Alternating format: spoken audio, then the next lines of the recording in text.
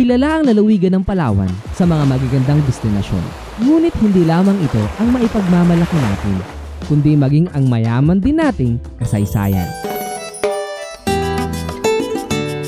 Ito ang Fort of Santa Isabel o kilala sa tawag na Kuta. Isa sa ipinagmamalaking pasyalan na puno ng kasaysayan sa bayan ng Taytay.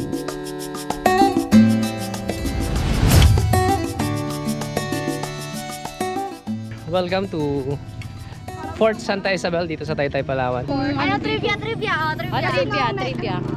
Alam mo ba ka, Rider, na ang bayan ng Taytay ang unang ginawang kapital ng lalawigan ng Palawan sa panahon ng pananakop ng mga Kastila sa bansa? Noong binisita namin ang Kuta, nalaman namin na noong 1521, pagkatapos mapatay ni Lapu-Lapu si Magellan sa Mactan, naglayag ang mga natirang buhay kasama ang Italianong tagapagtala ng kasaysayan na si Pigafetta at dumaong sila sa pantalan ng Taytay. Dito nga nabanggit ni Pigafetta sa isa sa kanyang mga sulat ang salitang Taytay. Ang pangalang Taytay ay mula sa talaytayan o tulay na kahoy o kawayan na ginagamit ang mga katutubo na daan patungo sa kabilang ibayo. Tinawag din na Land of Promise ni Pigafetta ang Taytay dahil sa yaman nito sa agrikultura at ito ang nagligtas sa kanila sa gutom. Anong problema?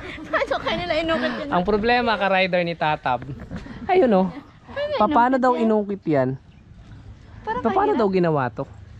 Paano kaya? Nag-gera na, tapos nag-ukit pa sila. Unang ipinatayo na yari sa kahoy ang kutang ito ng mga misyonerong Recoleto noong 1667. Sa pagsusumikap ni Gobernador Fernando Manuel de Bustillo, muling ipinatayo na yari sa bato at may 4 na tanggulan na nagpaparangal kina Santo Toribio, San Miguel, San Juan at Santa Isabel noong ika-18 taon. Pinangasiwaan ni Don Fernando Velez de Arce at natapos noong kalagitnaan ng dantaon ding iyon.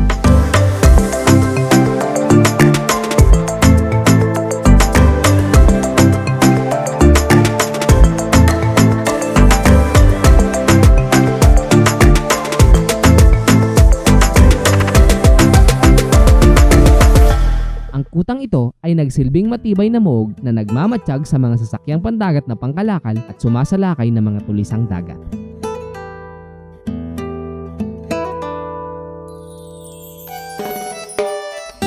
So, mga ka-rider, ito yung bala ng kanyo na ginagamit sa kanyo na to. Ito siya. Yan, yun yung bala na ginagamit nila.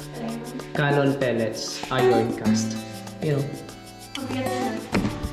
Bigat to, bigat to. Sabon daw yan. Oh, shit. Siya, bigat, parang bato. Tunay niyang napakaganda ng kasaysayan ng Palawan. At sa bawat pagbisita natin sa mga lugar nito, palagi tayong may matututunan. Kung nag-enjoy at natuto ka ka-rider sa video natin, mag-subscribe ka na at pindutin ang notification bell button para updated ka sa mga susunod na uploads natin. Ito ang Just Ride Palawan. Maraming salamat sa panunood.